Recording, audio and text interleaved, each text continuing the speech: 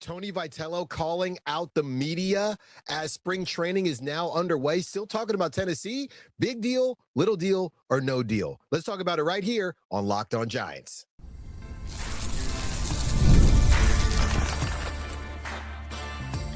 You are Locked On Giants, your daily San Francisco Giants podcast. Part of the Locked On Podcast Network, your team every day. What's up, y'all? Welcome to Locked On Giants, part of the Locked On Podcast Network. My name is Alan Stiles, and now thanks to you, we are the #1 sports podcast network. On the show, we provide daily episodes, Monday through Friday, talking about the San Francisco Giants in a way that combines passion, analytics with the eye test, and a little bit of fun. I'm from the Bay, but I live in Sacramento now, and I host a show on Sacktown Sports 1140, as well as emceeing Sacramento Rivercast games. All in all, I'm lucky enough to cover a team I've been a fan of all my life. Today, we are discussing Tony Vitello calling out the media on how things ended in Tennessee, or how things got out in Tennessee, that he was planning to head to San Francisco, how ABS could actually help Patrick Bailey, not hurt him, and last but not least, MLBPA executive director resigns. Interesting timing for all of that to go down. All right. So I don't even know necessarily where to start with this. If you're just getting caught up, Tony Vitello started off his media availability yesterday before workouts kind of got underway, and he wanted to, I guess, set the record straight on his departure from Tennessee, that timeline, when he was talking to Buster Posey and the Giants, when that decision was made, and it blew up. Okay, he said a couple things that did not resonate very well with some Giants fans. Some people thought it was a nothing burger. Everyone's looking for something to report on right now. Yeah, I mean, there are a lot of media members out at spring training, but it's so early. We're not seeing, live ABs quite yet against other teams. There's not a ton to break down here outside of, hey, they look good field and ground balls, are not missing them, and looks like the pitchers are throwing strikes and the hitters are hitting the baseball, right? There's no real takeaways quite yet. So maybe we are looking for things a little bit, but this was a very easy thing to latch on to because Tony Vitello clearly wanted to clear some things for the record. So that comes out. A lot of people are freaking out. I went ahead and put out a video as well and had my take on it. And a lot of people felt as if Tony Vitello at this point in time should not still be talking about Tennessee, right? It was a good run. You were a national champion. You were a king out there, but it's spring training 2026. The Giants got bigger fish to fry. You don't have a closer. You're trying to figure out a lot of different things, and you're still talking about the past. Certain fans felt like he should move on. Certain fans felt like it was nothing, and they say, hey, the media is making this a bigger deal. There are a lot of fans annoyed too. Now, that might not be you, but, I think that people love to do this thing where they put it all on the media. The media is making a big deal out of this. I saw plenty of Giants fans that thought this was just a little bit random because, again, you don't have any type of history on this guy as a major league manager. So if the one thing that is coming out now is him talking about his past, right, at a time like this when we're all excited for the present and the future, there were a lot of fans that were upset about this. And the one thing that stuck out in my head was when he said, and the quote was, it could have changed the course of history. Change the course of history. Well, what does that mean, Tony? What does that mean, Manager Vitello? Change the course of history. Would you have not come to the Giants? Now, he does clear up those statements, and we're about to get to that because he just spoke a little bit ago. So I have that for you as well. So I go through this whole flow. I'm in and out of my feelings, right? I'm reacting. That's what I do. And then I get a text. Okay, I get a text from someone close to the situation from the Tennessee perspective. And this was a theory floating around, but I essentially got confirmation from that unprompted because, by the way, Vols fans are insane, right? In the best way possible. Insane as sports fans, fanatics. That's what fans short for. They are definitely fanatics. So they were all over me. They were all over everyone. Hey, this is what Tony does. He rides for his guys. Y'all need to figure it out. Somebody even said to me, you don't want to make an enemy out of him. I'm thinking, enemy? I'm just giving my opinion. What are we talking about? It was Mrs. Evil Vol or something. I'm thinking, what is going on here? So I get a text from somebody in the Tennessee kind of area, right? A couple people, but one in particular. And they essentially confirmed a theory that I had seen floating around, which was there was a specific reason Tony Vitello brought up that situation yesterday. And what was that reason? Well, I guess apparently there was somebody, or there were somebodies there at the media availability that maybe weren't there prior to. And what he was saying was indirectly about them. So you can go back, look at who broke the story, because I'm not going to, this is all just hearsay, if you will. But you go back, it's very clear to see who broke the story when everything came out that Tony Vitello was looking at San Francisco, and that'll basically give you an answer as to who he was talking to. And initially, when everything came out on that fateful, what was that, Saturday? Because I remember, because we were at a pumpkin patch, I get a text and everybody is saying, did you see this? This just broke. I'm thinking, man, this is random. If you remember correctly, this comes out, and then there was that, I don't know, 24-hour rule or 48-hour rule they came up with, but then he didn't even make that, right? He didn't even make a decision within that time frame. And I believe that's because they did not see this coming. They thought they had more time to bake all of this out. Obviously, Tony Vitello is coming from a place of, number one, he found it disrespectful to his family. Number two, not just his family as far as blood, but that team was his family. So he wanted to say some things and get it off his chest, and that's all fine and good. He wanted to stand on business for his crew.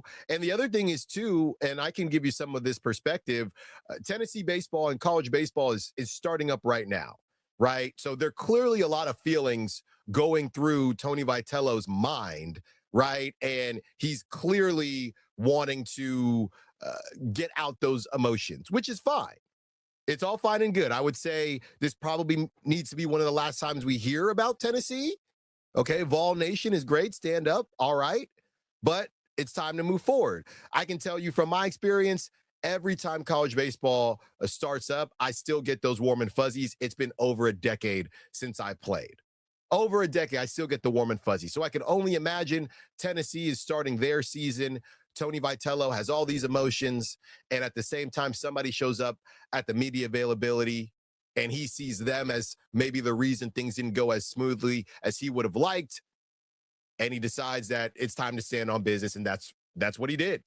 Okay, so we don't have to like it. We can like it if we want. It is always your decision how you want to accept these things. You can think that it's not a big deal at all. Yeah, if this was in the middle of the season, no, we wouldn't be talking about it, but he better not be talking about it in the middle of the season. So there's two ways to look at this. It's still so early on in spring training. Maybe it was a good time to bring it up. When I first heard it, I thought, well, this was months ago. You could have addressed this months ago. You've had tons of media availability. You've been on a ton of different outlets and platforms. Why choose to do it now? As Vol Nation has told me time and time again, this is how Tony gets down. He's going to do what he wants as he sees fit. That's all fine and good. I'm not trying to make an enemy out of him. That's all fine and good. But apparently that was why he chose to do something in that way, kind of an indirect conversation with someone. I don't know. That's what I heard.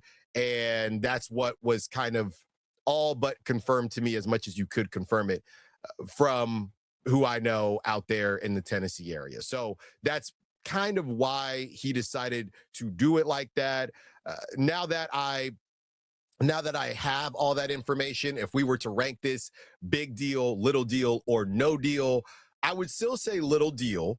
And I'm saying little deal because this should be the last time that we hear about Tennessee. Now, he's going to talk about whatever he wants, and he is more than welcome to do so, right? That is his right. It is his platform. You better win baseball games, though, right? I saw somebody say, hey, Tony, thanks for, opening up to us. Who's our closer going to be?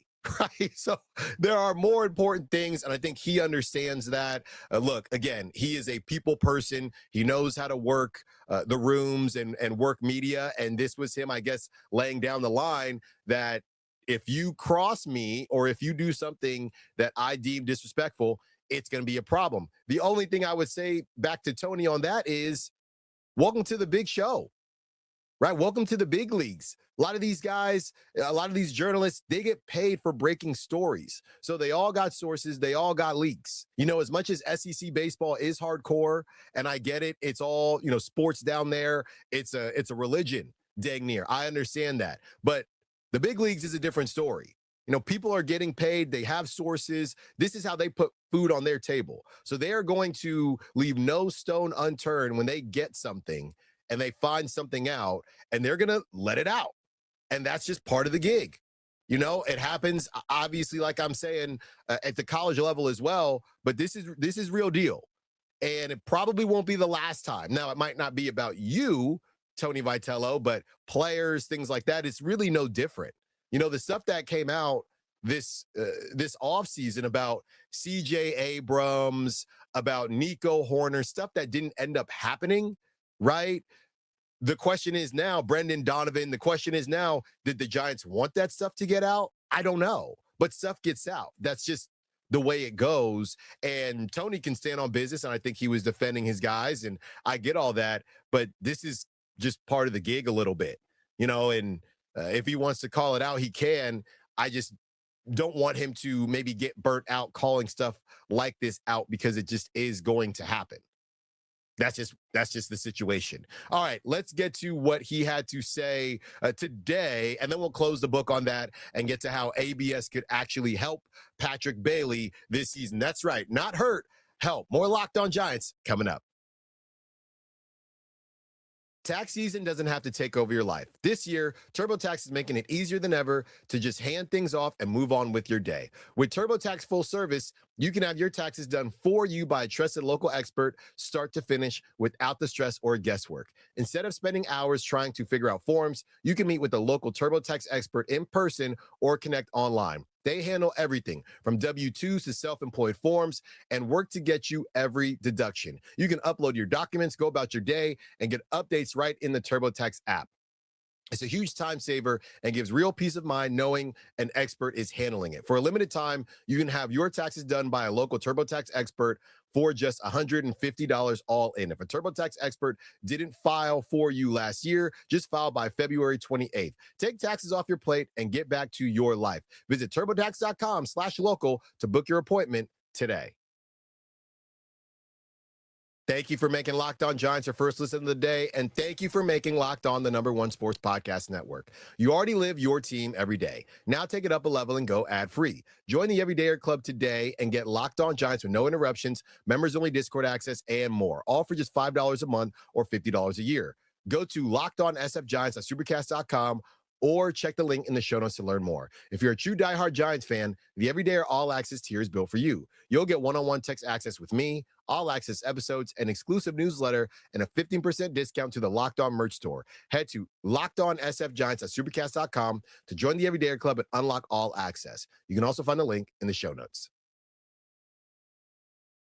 So just wanted to tie a bow on what Tony Vitello said yesterday and getting into what he said today, kind of in response. And basically he said that, the main thing that I think somebody wanted to clear up was the change the course of history comment. And he did say, hey, maybe how things come out on that end in Tennessee. He is saying that it wasn't to say that maybe he doesn't come to San Francisco. So I just wanted to make that clear, because a lot of people, myself included, saw that and thought, oh, okay, that's a little interesting for him to bring up in that particular way. So here are some of the quotes that he had to say. No one's going to convince me otherwise that all that was inappropriate, talking about what he said yesterday. And he goes on to say, maybe how things were left. And this is him addressing the might have changed the course of history comment. Maybe how things were left. I wouldn't take what I say too seriously. I mean, we were talking about Lil Wayne yesterday. I think, and then I saw that audio, they started laughing after that, the media members did. I think the facts of the case were what I just said. It's just that. Anybody else would react the same way. It has no real impact on the opportunity that was presented, and it wouldn't have changed what Buster and I would have agreed and joined to do. Just happened to be circumstantial. And like I said, when it affects the people, first off, myself, but then the people that I'm around every day too, it was less than ideal circumstances, but pretty ideal circumstances.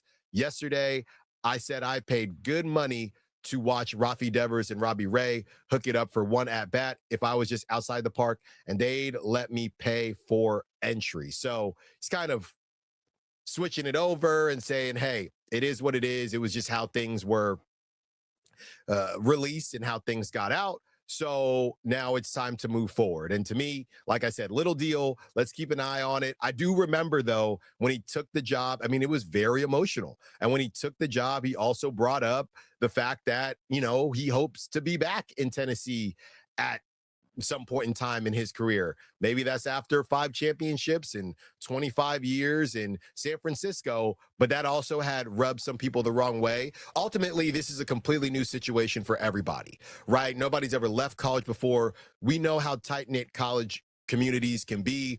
It's not the same as once you go to the pros and everybody's getting paid and it's very transactional, right? There's nothing like it. You go from high school, it's extremely tight-knit. College, it is tight knit, right? But not as much as high school, but still very, very tight knit. Then you get to the pros and it's just more of a business. So we understand. Let's just move forward here. And, the Tennessee talk should maybe chill. You got it off your chest. You stood on business for your guys. Let's just move forward and get ready because the NL West is still going to be a complete nightmare. Okay, that is for sure. All right, let's get to the ABS conversation. And Zach Manassian was on the Splash Hit pod, and he said that he believes that the ABS change could actually help Patrick Bailey. And I thought that was a little bit surprising. We have a breakdown here from Nick San Miguel of ATF. With the implementation of the new ABS system in Major League Baseball this season, many have worried that SF Giants catcher Patrick Bailey could see his defensive value drop if pitch framing becomes less important a part of the game. Under the new system, either the pitcher, the hitter, or the catcher can challenge a pitch that they feel was wrongly called a ball or strike, and Hawkeye technology will be used to determine whether the pitch was a strike or not. Giants manager Zach Manassian spoke about how ABS could impact Patrick Bailey on the Splash Hit pod, and he said, while it really is anyone's guess how ABS will impact the game, one could even make the case that the new system will allow Bailey to widen the gap between him and the rest of the catchers in the league. But what does he mean by that? Bailey is coming off 2 straight Gold Gloves, and many rank him as the top defensive catcher in the game. Since he has come into the league, he has been the best pitch framer in baseball, and it's not particularly close.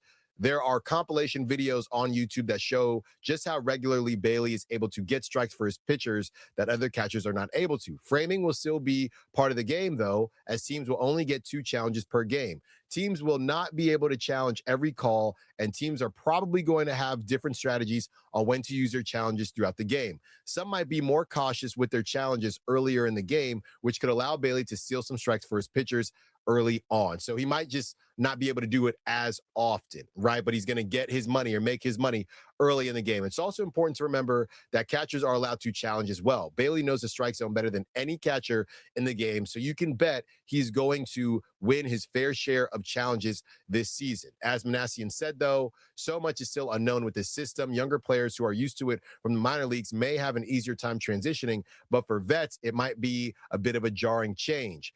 Chris Sale, for instance, has already said he does not plan to challenge a pitch at all. The ultimate question with Bailey, though, is never what he does behind the plate, but what he does with a bat in his hand. One other thing that I saw Zach Manassian mention is there is, I guess, a conversation going on where catchers will pull balls out of the zone immediately after they cross the zone.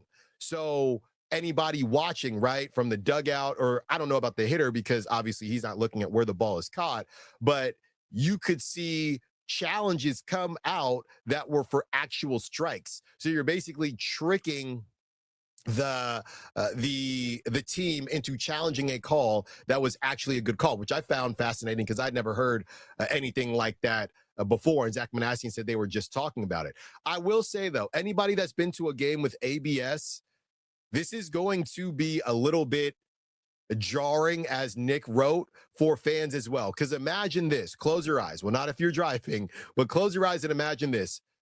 Third called strike, the crowd erupts, it's bottom of the eighth, bases loaded, and everything stops because the ball gets challenged. I have seen that happen with River Cats games, and it completely destroys the mood. It kills the mood. It reminds me of one game I was watching, got my Temple hat in the back. I was watching my alma mater, Temple, last year or maybe the year before. They had a game where they won and beat a ranked opponent. Now, it was a pseudo buzzer beater type deal, so they stormed the court. Problem was there was about 1 second or 0.3 seconds left on the clock. So they all had to leave the court. Then the game officially ended, and they rushed the court again, but it did not look the same way. This is what ABS is going to do. Imagine this, and I don't know what their plan is for the playoffs, but imagine that in a playoff situation, a World Series situation. Some of those iconic clips that we've seen getting called back, and it cannot be replicated. So I think that we really need to keep an eye on this for Major League Baseball this upcoming season, because it's going to kill a lot of vibes. I'm telling you. And if you've been to a game with ABS, you know exactly what I'm talking about. Look, I want them to get it right. Don't get me wrong, but you're going to sacrifice something. And it's arguably some of the purest clips and purest scenes and purest happenings of the game. So we'll see what happens there. All right, when we get to the other side, speaking of where the game is going, MLBPA director, executive director, resigns. What this means for the future of baseball with the looming negotiations once this season ends. More Locked On Giants coming up. So this one is fairly cut and dry. Just wanted to give everybody a breakdown of what happened this morning with Tony Clark resigning and what that means. And a couple different outlets broke it. I have this from Ken Rosenthal, Andy McCullough, and Evan Drelich from The Athletic. MLBPA Executive Director Tony Clark is expected to resign. Facing growing concerns from players in the wake of a federal investigation, Tony Clark is expected to resign from his position as Executive Director of Major League Baseball Players Association, leaving the union scrambling to find a leader heading into what's expected to be a lengthy labor dispute this winter. People briefed on the decision who were not authorized to speak publicly told The Athletic. See, this is what I'm talking about. Like, people will go to no lengths to get this stuff, right? And they can't even come out publicly. So going back to the Tony Vitello thing, this stuff just happens to everybody. It happens to everyone. You know, a local, national, it's just what it is right now with social media and all that. Members of MLBPA's 8-player executive subcommittee have been in contact with federal officials in recent months since the Eastern District of New York opened an investigation into Clark and the MLBPA last year regarding using licensing money or equity to enrich themselves, according to a person with knowledge of the situation. The Department of Justice began a separate inquiry into Clark in October. Clark, his attorney, and the MLPA did not immediately respond to requests for comment. Clark and the MLBPA were supposed to start their annual tour of spring training camps in Arizona on Tuesday. The first stop, a meeting with the Cleveland Guardians, was canceled, which the team found out from the union at 6 a.m. local time. The union plans to announce an interim replacement, said Los Angeles Angels pitcher Brent Suter, a member of the executive subcommittee. Suter cited the upcoming bargaining sessions, which are expected to begin this summer, as a union's priority. The MLBPA hopes to keep everything as stable as we can this year. The most obvious candidate would be Deputy Director Bruce Meyer, who is already set to be the union's lead negotiator. Meyer spent time calling agents on Tuesday to firm up his support among players, according to people familiar with the situation. The Athletic broke the news of Clark's departure on Tuesday morning, just as players were arriving for workouts in Arizona and Florida, with the MLBPA's Leadership Council not yet able to convene player representatives from all 30 clubs to explain the decision. The union leaders plan to meet at 4:30 p.m. Eastern on Tuesday. New York Mets infielder and executive subcommittee member Marcus Semien told reporters that Clark's decision stemmed from the federal probe. There has been an investigation going on, Semien said. We still need to discuss with players why. You definitely don't want things to be a distraction going into December. Players like Suter and Padres infielder Jake Cronenworth took pains to downplay the upheaval at the Union. Cronenworth, another subcommittee member, described the state of the group as strong. Suter hit a similar note. Suter says the ship is strong. We just need to make the right decisions today and moving forward. So that, just to take a little breather here, pretty much it's not connected with what the league has going on, but MLBPA felt obviously this is a bad look. We got to get this guy out of here. The resignation occurs at a time of heightened rhetoric as the owners are expected to lock out the players at the conclusion of this season when the current collective bargaining agreement expires. The owners executed the same tactic after the 2021 season, shutting down the sport for 99 days. The upcoming negotiation could last longer as owners have become vocal about the necessity for a salary cap used by leagues like the NFL, NBA, and NHL in the wake of rampant spending by teams like the Los Angeles Dodgers and New York Mets. Clark oversaw the negotiations for this current CBA alongside Meyer. Both are strongly opposed to a cap, which the union believes would not help competitive balance in the sport. Okay. I don't think this has any impact on negotiating, said Tarek Skubal, another member of the subcommittee. Bruce has been our lead negotiator. He's done it in the past. Although Tony has been the face of the PA in terms of negotiating, I'm still as confident as ever in Bruce and everyone else that we've got behind him. So I guess this should not affect anything. They're still going in very strong, and they're still going to go in and try to hold their cards where they need to be and get what they want out of this agreement or this new negotiation. And I think it's pretty clear that the owners want a cap. What's not as clear is where the players fall. I mean, there are certain players, and I know Bryce Harper came out and said, I love what the Dodgers are doing. And Manny Machado came out and said, I love what the Dodgers are doing. Again, these are guys that have more money than majority of the universe, right? So for them to say that, they've already gotten their money. They want to get more money, and they're at the very, very tippy top of the game. So, of course, they don't want a salary cap, and they're not used to it. I mean, they're trying to take money out of our pockets now. That's their feeling. But the reality is, and I've said this before, you could also look at it and say, well, every other league has a cap. So it's not as if you're going, and I know there's no connection to the NFL and Major League Baseball or NBA, but the fact of the matter is you've kind of been getting something that other teams and other players and other leagues have not gotten. So that's not to say that you don't deserve it or anything like that. But of course, owners that are billionaires and that are businessmen, they're going, and businesswomen, they're going to look back and say, well, why are we doing this and other leagues are not doing it? Or why are we not doing this, but all the other leagues are doing it? So this was always going to happen. And, you know, you enjoy something as much as you can. I mean, I would compare it to, and I know everybody loves my Allen analogies, I would compare it to one of your favorite spots for sandwiches, right? And this happened to me. We were staying in Oakland and there was a sandwich spot. And one day you walk in and the prices change.